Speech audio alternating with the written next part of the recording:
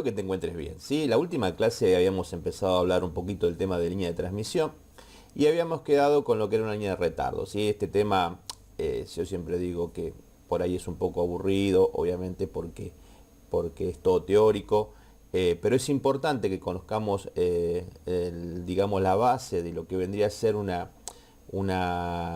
línea de transmisión para poder entender muchos conceptos que vamos a ver a futuro, como es el tema de qué es el ROE, cómo se mide el ROE, cómo se ajusta una antena, cómo se adapta una línea de transmisión y cómo funciona una antena. ¿Sí? Si uno tiene el concepto claro de lo que es una línea de transmisión, obviamente va a poder entender, va a empezar a entender muchas cosas de por qué una antena tiene una forma, por qué la antena tiene determinadas adaptaciones o tiene determinadas cosas que hacen de que tengan bobinas y capacitores. Entonces en la última clase habíamos quedado con esto.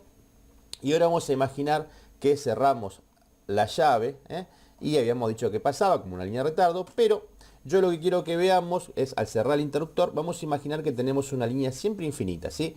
Una línea que no tiene final, un cable, y normalmente lo que veríamos, como habíamos explicado anteriormente, que va a haber un flanco, digamos, que va a avanzar tanto de tensión como de corriente. Ustedes me dirán, ¿cómo si la línea no hay carga? ¿Cómo va a haber corriente? ¿Cómo va a ser la tensión? Obvio, ustedes tienen que entender que en primera instancia, hablando de línea infinita, el hecho de que vayan cargando bobina y capacitores, aparece una circulación de corriente y de tensión, que tiene un flanco de avance, ¿hacia dónde? O sea, hacia la carga, que en este caso no existiría. Este tipo de líneas no existen, simplemente permiten entender o ver qué es lo que pasa. ¿Sí? A veces uno podría decir, bueno, si yo tengo una línea en vez de una línea infinita, una línea que vaya de acá, no, imaginemos, no sé, a Marte, o a la Luna, donde sea, a mitad de camino yo podría ver este flanco avanzando de corriente y tensión antes de que llegue al final del proceso. ¿Qué pasaría cuando llegue al final del proceso? Bueno, normalmente cuando llega, digamos, al final del proceso, vamos a ver cómo estos flancos sufren variaciones. Entonces, antes de ver un poquito esto, el tema de impedancias características, ¿qué es esto impedancia? Nosotros dijimos que las líneas de transmisión tienen una relación de impedancia. Obviamente no hablamos de resistencia, sino de impedancia.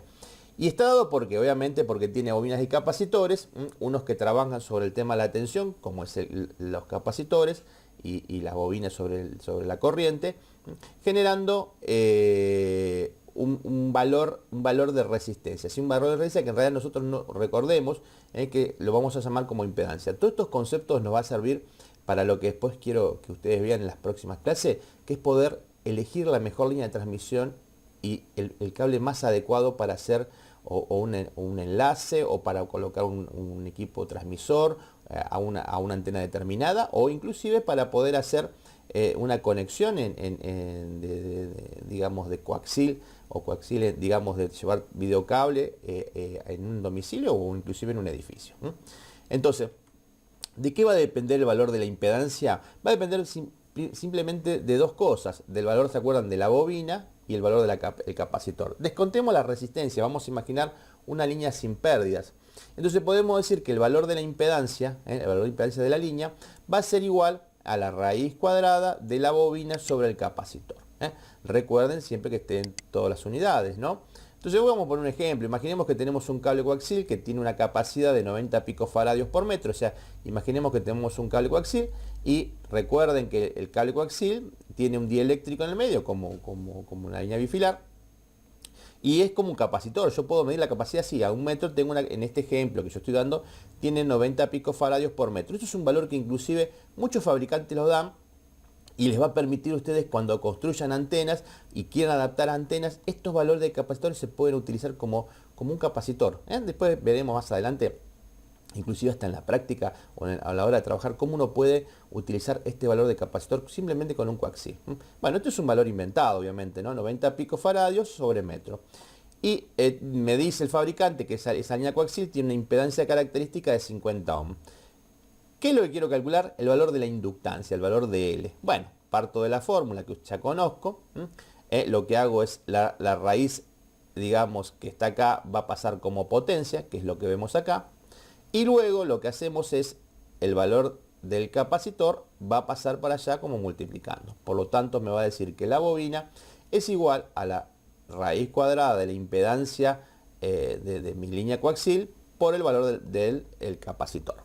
Bueno, resuelvo y acá me da el valor de la inductancia. Fíjense cómo puedo yo obtener un valor de la inductancia. Simplemente con un dato que me pueda dar el fabricante, que es el valor de la capacidad, y el valor de la impedancia, yo poder obtener ese valor. Bueno, esto es como uno podría calcular el valor de la impedancia de una línea.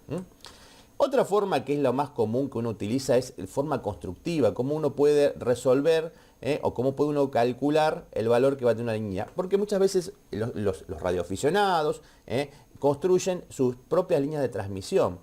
Si uno elige, por ejemplo, construir una línea abierta, que es una línea de muy bajas pérdidas, se usa en bajas frecuencias, esto es muy común que los radioaficionados construyan en sus antenas un cable de pocas pérdidas, ¿sí? Y bastante eficiencia, como es una línea abierta. Recuerden que esto funciona en frecuencias bajas, normalmente en frecuencias bajas, y obviamente esto me va a dar una impedancia muy alta. A veces tengan en cuenta que muchos radioaficionados inclusive construyen sus propios equipos y la impedancia de salida del equipo es un valor bastante alto. Por lo tanto, es muy fácil construir esto. ¿Cómo sería? Bueno, simplemente van a tener que tomar el radio que tiene cada de la línea bifilar. Recuerden que la línea bifilar tiene dos conductores exactamente iguales. Tomo el radio de uno de los conductores y digamos, lo que voy a hacer es jugar con la distancia entre el centro y centro de cada elemento, ¿sí? Aplicando esta ecuación, donde dice que la impedancia característica de la línea va a ser igual a 276, que es una constante del logaritmo, de la relación que existe entre la distancia entre los cables, digamos, los elementos, sobre el radio. Con eso puedo construir. ¿Qué voy a poner como separación? Bueno, uno puede poner un acrílico o elementos aislantes como para poder llevar las dos líneas de formas paralelas. Esa es la forma que físicamente uno construye una línea. ¿Se puede construir una línea coaxil? Sí, también se puede construir, ¿sí? ¿Y cómo se construye? Bueno, se construye con un elemento, un conductor, sabiendo el diámetro del conductor central, un aislante que va a haber en el medio, que me va a dar un valor de ¿qué? De la constante dieléctrica. Ese aislante es un valor que uno conoce de tabla. Recuerden que puede ser aire o puede ser plástico. Bueno, ahora vamos a ver que hay algunas características. Y la distancia de esto. Bueno, con esto yo puedo calcular mi impedancia. Si yo tuviera, por ejemplo, un cable coaxil y no sé la impedancia característica porque está borrada, una forma de averiguar ese valor sería aplicando esta ecuación. Simplemente bastante sencilla y por ahí teniendo el constante dieléctrica, que también se puede calcular la constante. Entonces, acá aparece un concepto nuevo que es el factor de velocidad. Ustedes saben que las señales de radiofrecuencia se desplazan por el aire aproximadamente a la velocidad de la luz.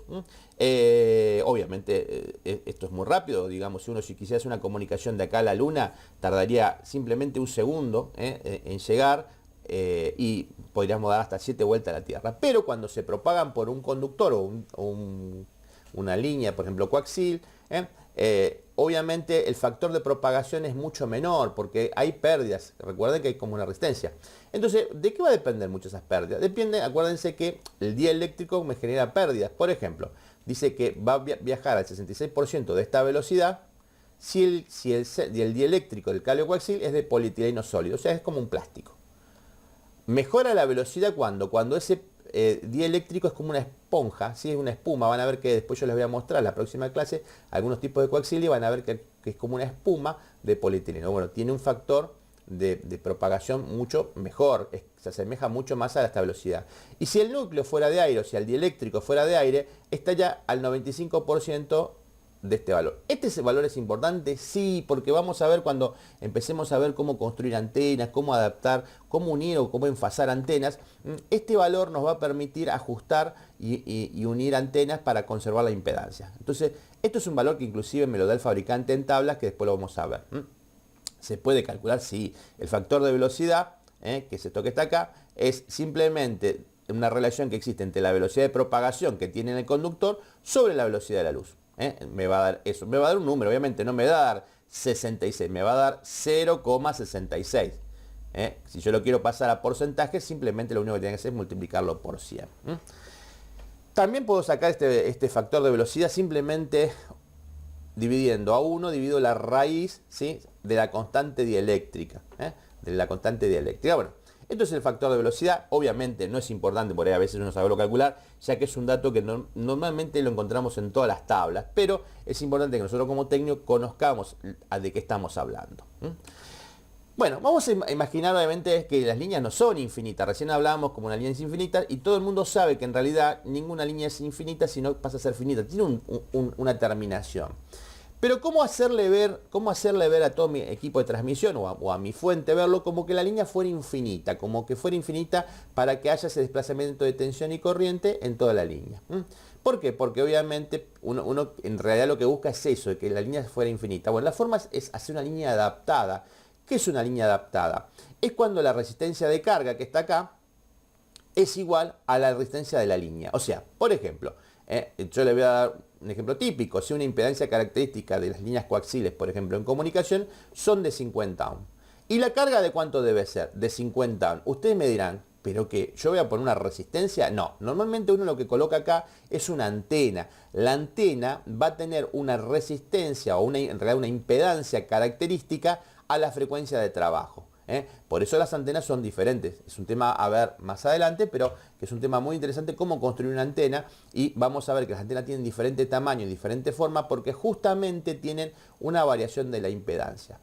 Yo podría ponerle una resistencia, puedo poner una resistencia. De hecho, hay sistemas que se hacían antiguamente cuando uno hacía, por ejemplo, una red con línea coaxial, que ya no se usa más porque se usa al UTP. Esas líneas había que balancearlas y había que adaptarlas, no se podían dejar libres y se ponían una carga fantasma o una resistencia al final de la última computadora para justamente evitar un problema que vamos a ver más adelante. Entonces, la línea adaptada es cuando la impedancia de todo esto que está acá es igual a la carga. Eso es lo que se tiene que buscar en comunicación. Entonces, una cosa también que no nombramos recién, pero es un concepto que uno debe ser: todo generador tiene una resistencia interna, ¿sí?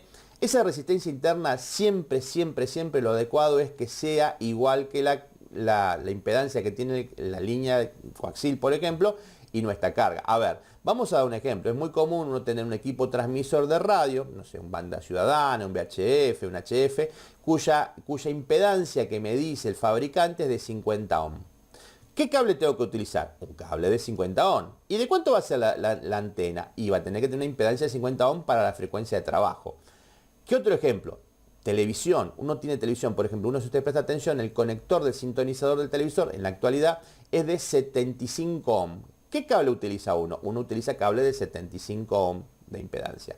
Y obviamente, este es el televisor, ¿no? Y obviamente el generador, o como lo entrega la empresa, digamos, de cable, también tiene una impedancia característica de 50 ohms. Esto se debe respetar. Esto yo siempre le digo a los alumnos que es como querer unir caños, sí, de diferente tamaño. Por ejemplo, si yo uniera un caño de 1 pulgada con uno de 2 pulgadas, lo más factible es que pase agua, puede pasar, pero se va a perder justamente porque no hay una unión adecuada, ¿sí? Después más adelante vamos a ver que existen sistemas de adaptación para que por más que esté desadaptado, yo pueda lograr que todo se vea perfectamente.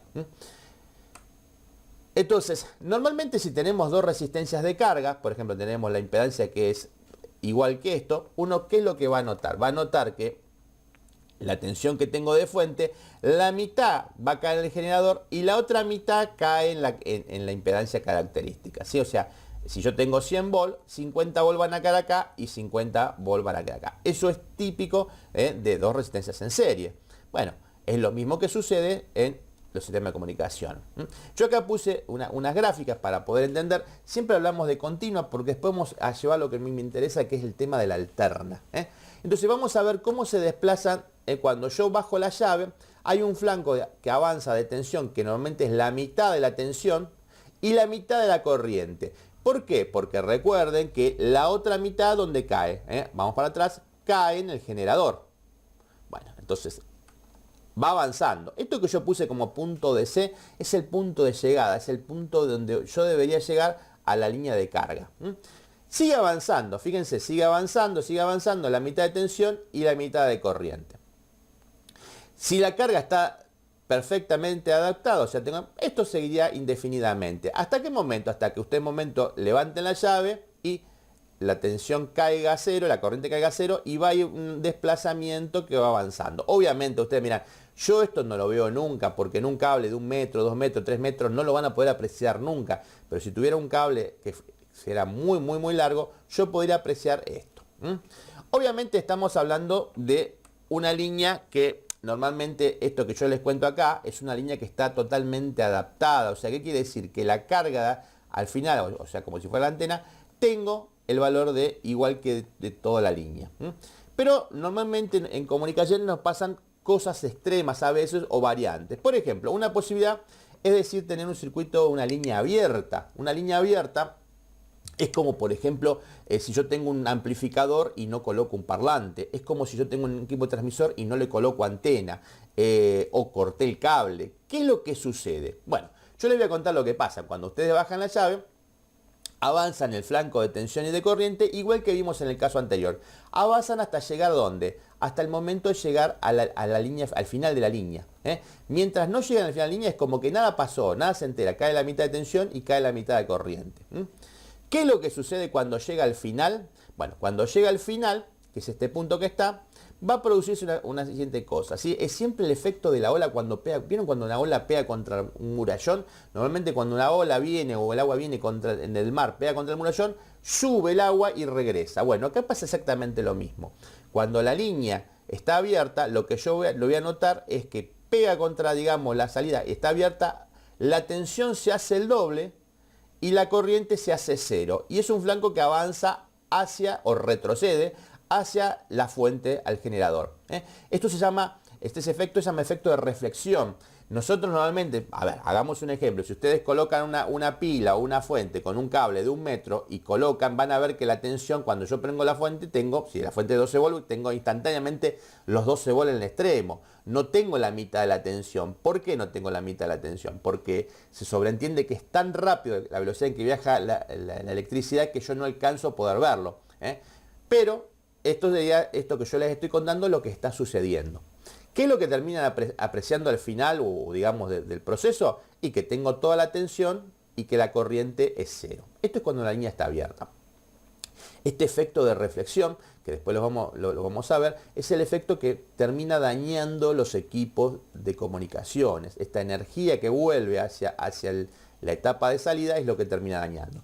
Bueno, esta es una posibilidad. La otra posibilidad es tener una línea en corto, o sea, al revés. En vez de tener una antena, yo uno la salida acá, en vez de antena hago un puente, o en vez de un amplificador, por ejemplo, si fuera un amplificador de audio para poder entenderlo, puenteo en el lugar del parlante. ¿Qué es lo que va a pasar? Bueno, en primera instancia al conectar el generador pasa lo mismo. Avanza la mitad de tensión y la mitad de la corriente, porque las impedancias en teoría son iguales.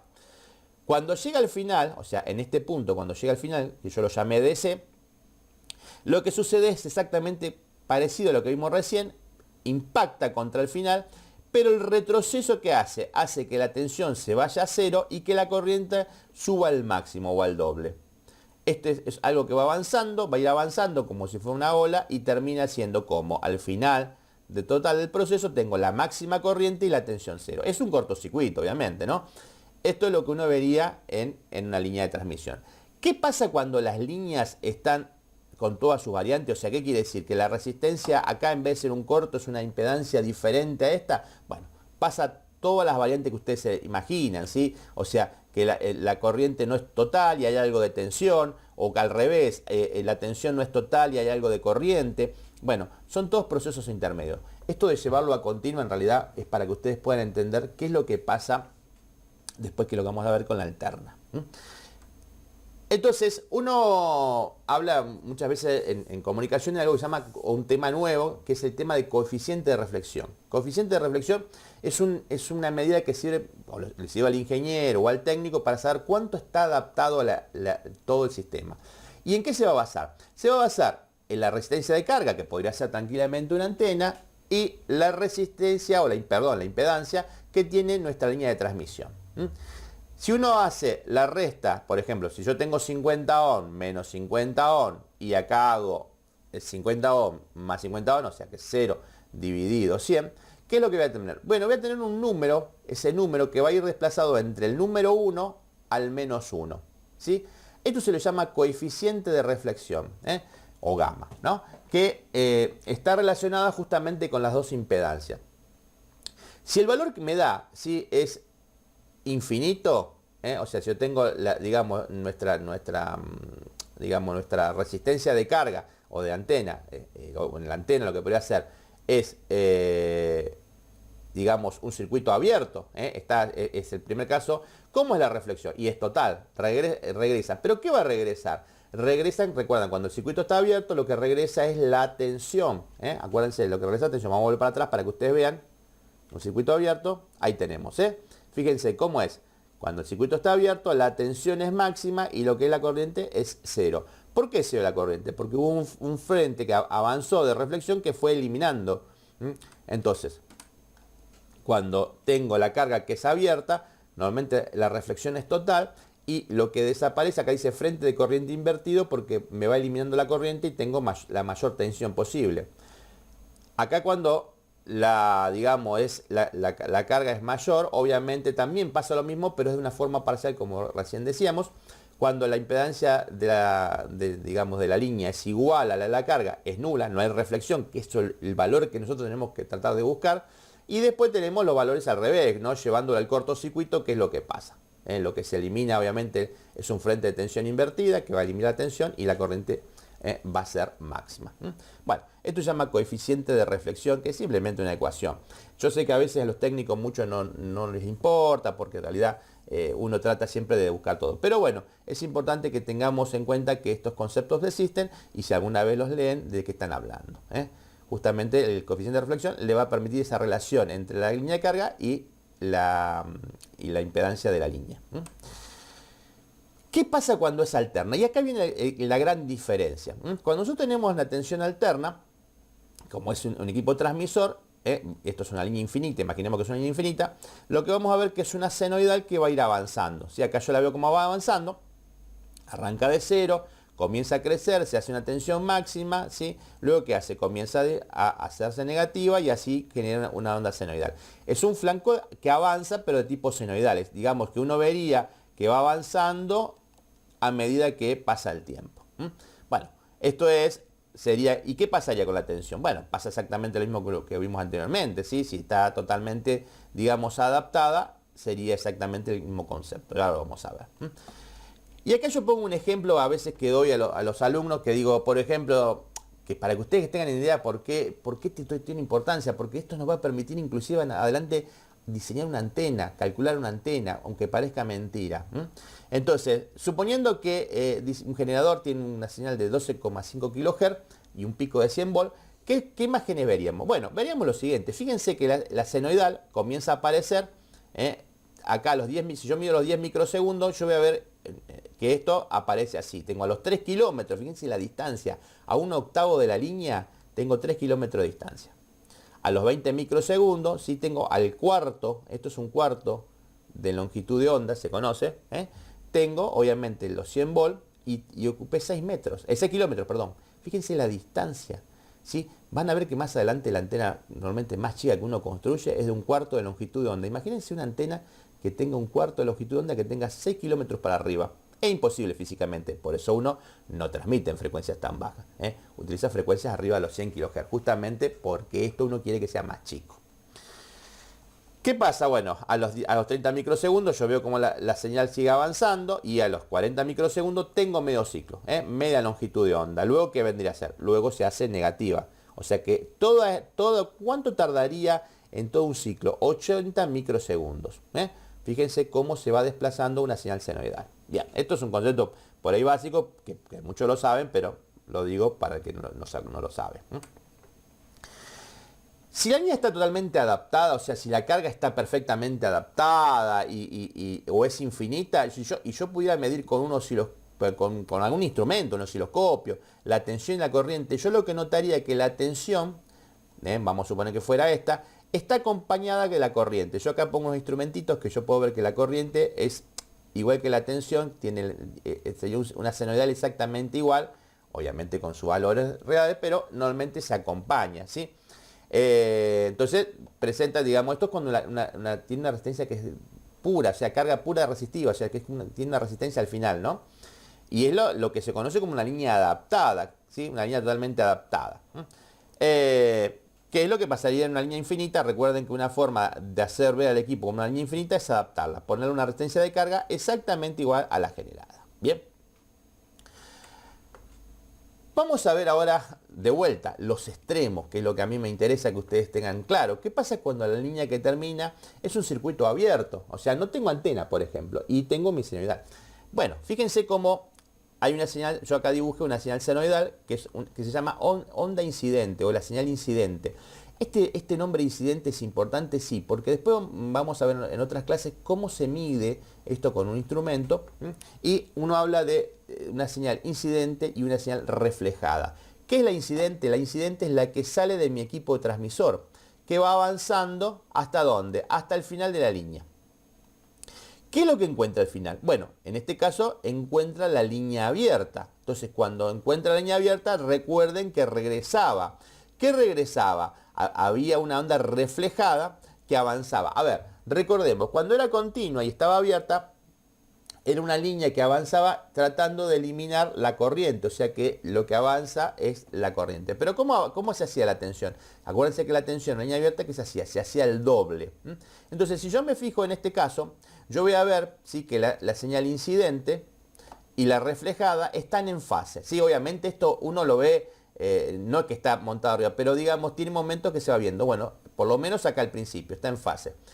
Si yo tengo dos tensiones positivas, o sea, dos vectores así positivos, la sumatoria de estos dos, ¿qué me va a dar? El doble. ¿Qué es lo que pasa? Si yo acá tengo un dibujo medianamente, obviamente no es perfecto, pero que veo la señal incidente, que es la que va hacia la antena, por ejemplo, y la reflejada que regresa hacia ahí. ¿Cómo están? Están en fase, o casi en fase. ¿Qué producen? Un doble de tensión, un doble voltaje. ¿Cómo se lo llama esto? Esta onda que está acá se llama onda estacionaria. Recuérdenlo porque después va a aparecer algo que se llama relación de onda estacionaria, que es algo que medimos para ver si está totalmente adaptado la antena, la línea de transmisión, todo con un instrumento. Importante para el técnico en comunicaciones. Poder medir la relación de onda estacionaria. ¿Qué está midiendo? Está midiendo nada ni más ni menos que esto, esta tensión. ¿Qué pasa con la corriente? La corriente se viene en contrafase, se da vuelta, o sea, regresa en contrafase. Y cuando está en contrafase, yo tengo un ciclo positivo que va y un ciclo negativo que viene, ¿qué es lo que pasa? Se termina anulando. Entonces yo tengo una onda incidente que va en una fase y una reflejada que va en contrafase.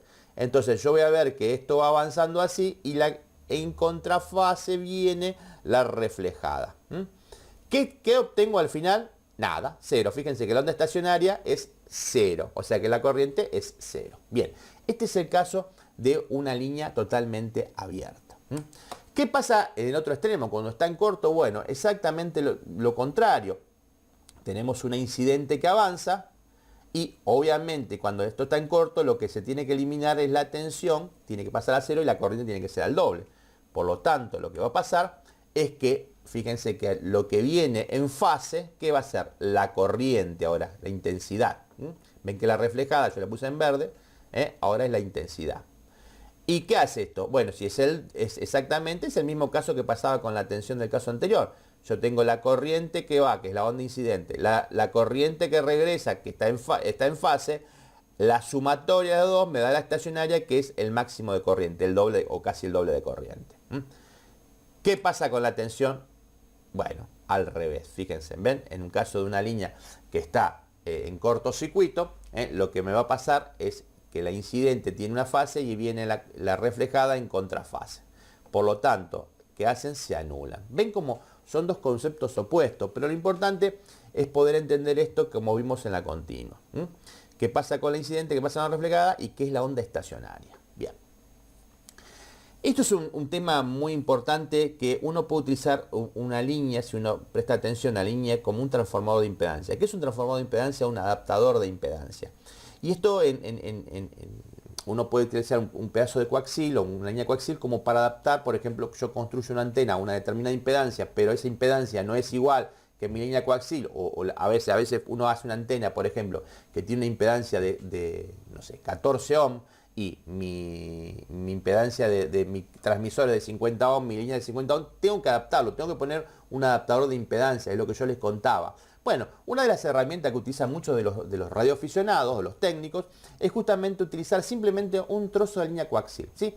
Esto lo que yo les daba va a ser teórico, después más adelante vamos a hacer alguna práctica o veremos cómo se resuelve, pero vamos a ver qué pasa, por ejemplo, si yo hago la lectura de tensión y corriente en una línea abierta.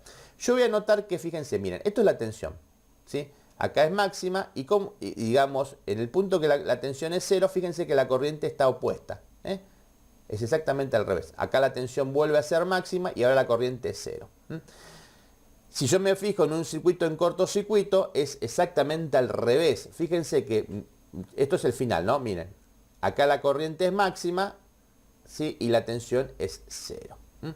Fíjense que si yo tomo un cuarto de longitud de onda, tengo todas las posibilidades a máxima tensión y digamos, a máxima tensión y a mínima corriente y viceversa, a máxima corriente y a mínima tensión.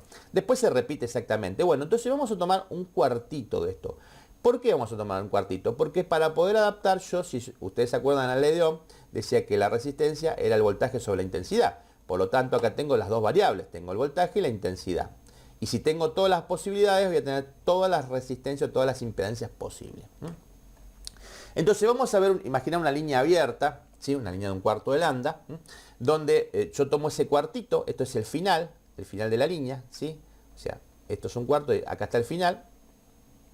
Usted mira, y un cuarto de lambda de que, y bueno, eso va a tener que ver con la frecuencia. Recuerden, como vimos al principio, que esto va a depender mucho de la frecuencia. Yo necesito trabajar, no sé, en 2 metros, por ejemplo, en VHF, en 144 MHz, son 50 centímetros. O sea que un cuarto de esto son 50 centímetros.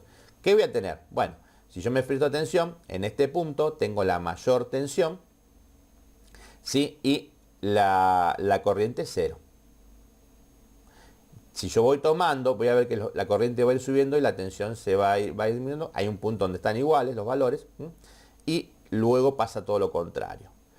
¿Qué me va a permitir? Depende de donde yo tome esta línea abierta o línea coaxial, yo vaya tomando, tengo todas las impedancias posibles. Que van desde los 0 ohm hasta el infinito. Entonces, me va a poder permitir conectar a veces una antena a una determinada impedancia y poder adaptar una línea. Sí, tema que veremos adelante, pero que ustedes quieran que entiendan este concepto de qué es lo que pasa en un cuartito de longitud de onda, tanto esto. Acá dice que es capacitiva. ¿Por qué es capacitiva? Porque si ustedes prestan atención, en una línea capacitiva, fíjense que la corriente, ¿sí?, adelanta a la tensión, ¿sí? Esto se ve en electrotecnia, pero acá es máxima cuando acá es mínima. Bueno, se dice que este cuartito, cuando es abierta, es una línea capacitiva. ¿Qué pasa cuando está en cortocircuito? Se dice que la línea es inductiva ahora.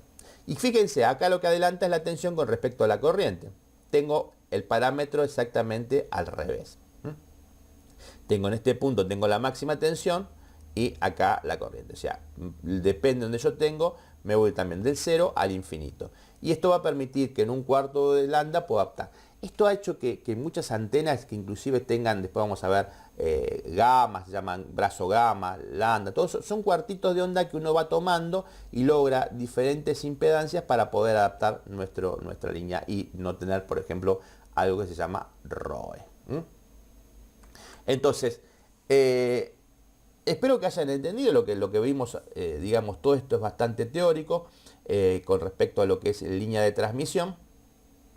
Pero es un tema bastante importante, ¿sí? La próxima clase lo que vamos a ver algunas tablas de línea de transmisión, algunos tipos de cables coaxiales y para que empecemos a reconocer uno y el otro, ¿sí?, por lo menos forma física, y qué características y cuál elegir. Lo que vimos hasta ahora simplemente fue la parte eléctrica de una línea coaxial, cómo se construye una línea coaxial y las condiciones que se le puede dar en una línea coaxial cuando está en cortocircuito abierto o cuando está adaptado, que es lo ideal. Así que bueno, espero que les haya gustado. Sí, si es así, dale un like, no dejes de suscribirte y nos estaríamos viendo la semana que viene.